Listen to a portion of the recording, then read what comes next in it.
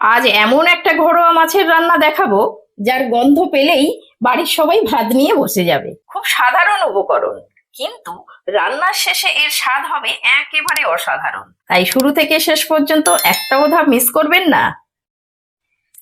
আজকে রুই মাছ দিয়ে একটা দারুণ রেসিপি বানাবো। এখানে 5 পিস রুই মাছ নিয়েছি, এটাকে এবারে ধুয়ে পরিষ্কার করে নেব। এখানে দুটো মিডিয়াম সাইজের আলু নিয়েছি, এই আলুগুলো এবার কেটে নেব। প্রথমে এরকম চাকা চাকা করে কেটে নিচ্ছি।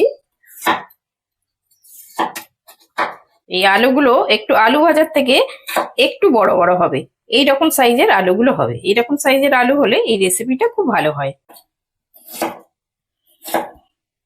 এই আলুগুলো আমি ছোট ছোট করে কেটে নিয়েছি, এরকম সাইজের করে। আলুগুলো কেটেই সাথে সাথে জলে দিয়ে দিতে হয়, না হলে আলু কালো হয়ে যায়।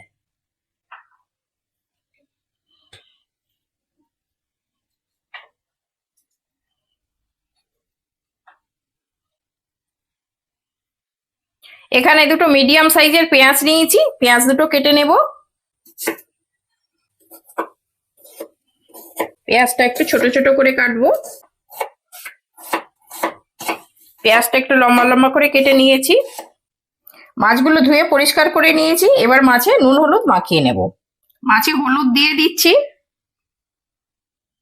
এবার মাছের মধ্যে লবণ দিয়ে দিচ্ছি। এবার দিয়ে দিচ্ছি একটু সর্ষের তেল, অল্প করে একটু সর্ষের তেল দিলে এই মাছটা খুব সুন্দরভাবে মাখানো যায়। এটা ভালো করে মাখিয়ে নেব।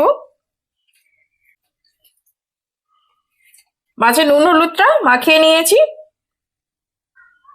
গ্যাস জেলে কড়াটা বসিয়ে দিয়েছি, কড়াটা গরম হয়ে গেছে। এবার দিয়ে দেব মাছ ভাজার জন্য তেল। এটা আমি সর্ষের তেল দিয়ে রান্নাটা করব। তেল গরম হয়ে গেছে, এবার মাছটা দিয়ে দেব।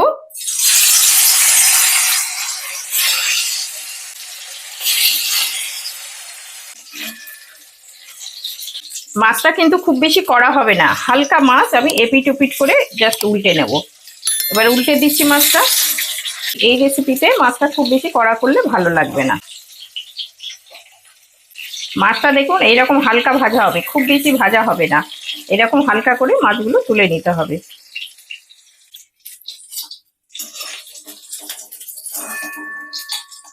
বাকি যে মাছ দুটো আছে ভেজে নেব।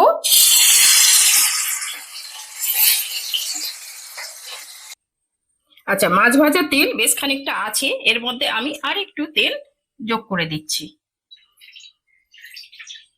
আচ্ছা, এর মধ্যে হাফ চামচ কালো জিরে ফোড়নে দিয়ে দিচ্ছি, আর দিয়ে দিচ্ছি চেরা কাঁচা লঙ্কা। কাঁচা লঙ্কা আর এই কালো জিরের খুব সুন্দর একটা ফ্লেভার বেরিয়েছে।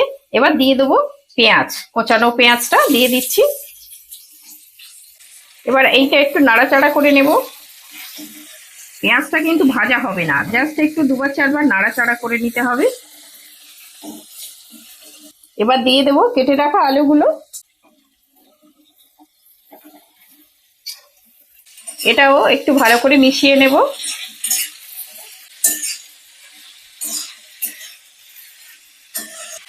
এখানে একটা বড় সাইজের টমেটো নিয়েছি, এটাকে এবার কেটে নেব। টমেটো গুলো একটু লম্বা লম্বা করে একটু বড় বড় করে কেটে নিয়েছি। এবারে টমেটো গুলো দিয়ে দিচ্ছি, এটাও একটু মিশিয়ে দেব। এটা মিশিয়ে নিয়েছি। এবার এর মধ্যে দিয়ে দেবো কিছু শুকনো মশলা। দিয়ে দেব হলুদ গুঁড়ো, আর দিয়ে দিচ্ছি হাফ চামচ জিরে গুঁড়ো। দিয়ে দিচ্ছি হাফ চামচ কাশ্মীরি লঙ্কার গুঁড়ো। এবার দিয়ে দেবো স্বাদ মতো লবণ, আর দিয়ে দিচ্ছি হাফ চামচ ধনে গুঁড়ো। এবারে মশলাগুলো ভালো করে মিশিয়ে নেব। এই রান্নাটা কিন্তু কিছু ভাজা হবে না, সব এইরকম করে একসঙ্গে মাখিয়ে নেওয়া হবে।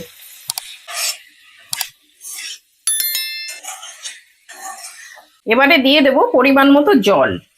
এই রান্নাটা কিন্তু খুব বেশি ঝোল হয় না, একটু মাখা মাখা একটু হবে, সেইভাবেই জলটা দেব। এবার এই মাছগুলো এর মধ্যে বসিয়ে দেব। এই রান্নাটা কিন্তু একটু রসে বসে রান্না।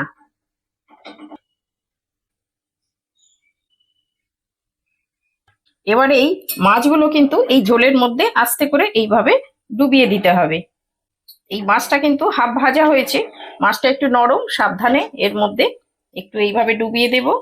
আর এই রান্নাটা কিন্তু একটু রসে বসে রান্না, খুব বেশি ঝোল হবে না, একটু তেল মশলা বেশ খুব সুন্দর একটা, এতেও দারুণ লাগে। এরকম ভাবে আমি ঝোলের মধ্যে মাছগুলোকে একটু ডুবিয়ে দিলাম। এবার উপর থেকে আরো কয়েকটা কাঁচা লঙ্কা দিয়ে দিলাম, আপনারা যে যেমন ঝাল খাবেন সেই রকম ভাবেই ঝাল দেবেন। আচ্ছা, এবার আমি ঢাকা দিয়ে দিলাম, দিয়ে গ্যাসের আঁচ কিন্তু একদম কমিয়ে দেবো, একদম লো টু মিডিয়ামে রেখে মাছটাকে রান্না হতে দেব। এখানে 1 টেবিল চামচ কালো সর্ষে নিয়েছি, এই সর্ষেটা এবার আমি শিলে বেটে নেব।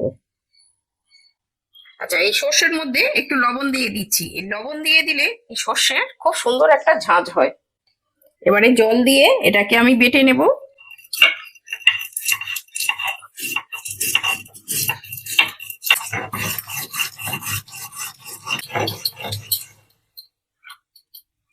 আচ্ছা, এটা একটা জলের মধ্যেই আমি নিয়ে নিলাম সর্ষেটা বেটে।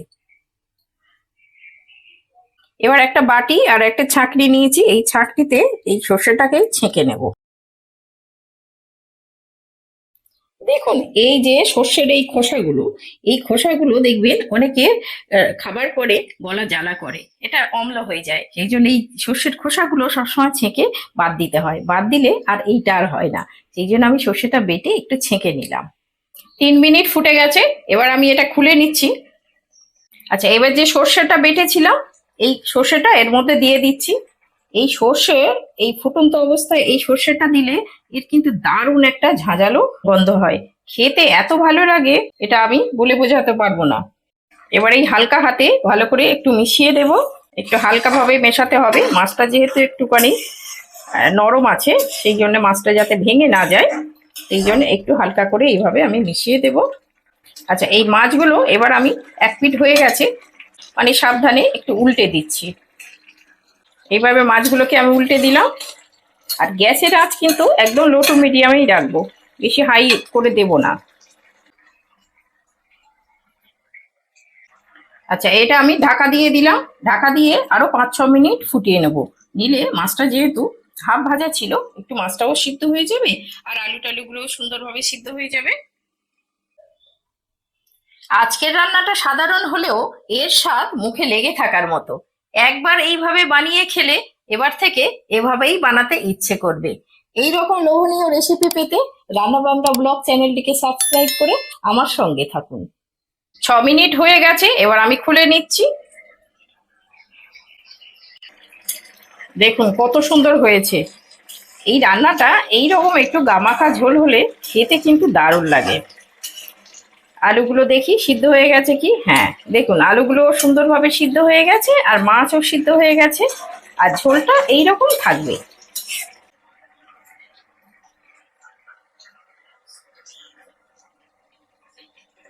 রান্নার শেষে আমি একটু সর্ষের তেল ছড়িয়ে দিচ্ছি, এটা যদি আপনারা না চান না দিতে পারেন, কিন্তু এই সর্ষে যেহেতু দেয়া আছে আর এই সর্ষের তেল এই দুটোকে মিলিয়ে কিন্তু দারুণ একটা ঝাঁঝালো সুন্দর একটা সেন্ট হয়। তো আপনারা যদি সর্ষের তেলটা না খেতে পছন্দ করেন এটাকে বাদ দিতে পারেন। এবার আমি ঢাকা দিয়ে দিচ্ছি, ঢাকা দিয়ে গ্যাস অফ করে দেবো, গ্যাস অফ করে দিয়ে আরো 3-4 মিনিট রেখে দেবো, এই সর্ষের তেলটা রান্নার মধ্যে সুন্দরভাবে ছড়িয়ে যাবে আর খেতেও দারুণ লাগবে। গরম ভাতের সাথে এইরকম রুই মাছের রেসিপি থাকলে আপনার দুপুরের খাওয়াটা জাস্ট জমে যাবে। এই রেসিপিটা অবশ্যই বাড়িতে একবার ট্রাই করে দেখবেন, আর কেমন লাগলো কমেন্টে আমাকে জানাবেন। 3-4 মিনিট হয়ে গেছে, এবার এটা খুলে নিচ্ছি। দেখলেন তো কত সামান্য উপকরণে তৈরি হয়ে গেল একটা অসামান্য রান্না। আর দেরি কিসের, ঝটপট বাড়িতে বানিয়ে ফেলুন আর বাড়ির সবার মন জয় করুন। এই রকম রেসিপি হলে গরম ভাতের সঙ্গে কিন্তু খেতে দারুণ লাগবে। দেখুন কত সুন্দর হয়েছে রান্নাটা, দেখেই বুঝতে পারছে এটা কত সুন্দর হতে পারে।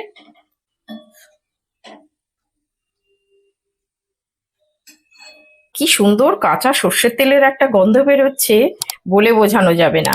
এই রকম গরম ভাতের সাথে হলে সত্যি দারুণ লাগবে, এই দিয়েই পুরো ভাত খাওয়া হয়ে যাবে। আজকে কি রান্না করেছো?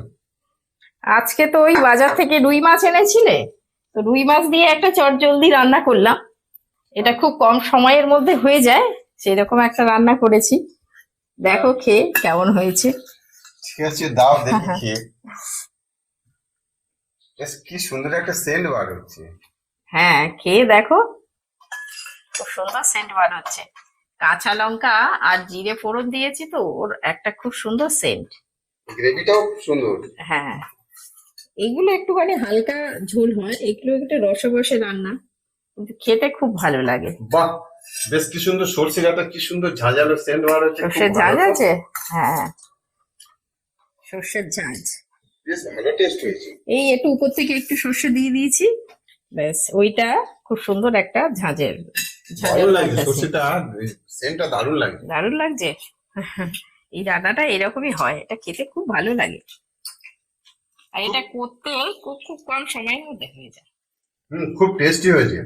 খুব কম মশলায় অথচ দারুণ স্বাদ, এটা জানি, এটা আগে অনেকবার করেছি। ছেলেমেয়েরা যখন স্কুলে যেত তখন তাড়াতাড়ি এরকম করে বানিয়ে দিতাম, ওরা স্কুলে যাওয়ার সময় খুব তাড়াতাড়ি হতো, এটা খেতেও ভালো লাগে। তো আজকে বললাম যে করি, দেখি কেমন হয়েছে। না না, খুব ভালো হয়েছে। হুম দেখো খেয়ে। দারুণ ভালো হয়েছে। হয়েছে? হুম, দারুণ হয়েছে। এগুলো আগে প্রায় বানানো হতো, রান্না করতাম, তারপর একদিন করিনি, তো আজকে ভাবলাম এটাই করি। খুব ভালো খেতে হয়েছে। হ্যাঁ,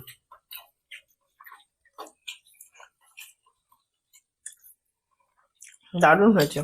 দারুণ হয়েছে, দারুণ হুম। হয়েছে। আর মাছটা দেখো, মাছটা একদম হালকা করে ভেজে দিয়েছি তো, একদম খুব নরম সফট একদম হয়ে আছে মাছটা। ওই জন্য মাছের যে সুন্দর যে মানে টেস্টটা টেস্টটাই পাওয়া যাচ্ছে।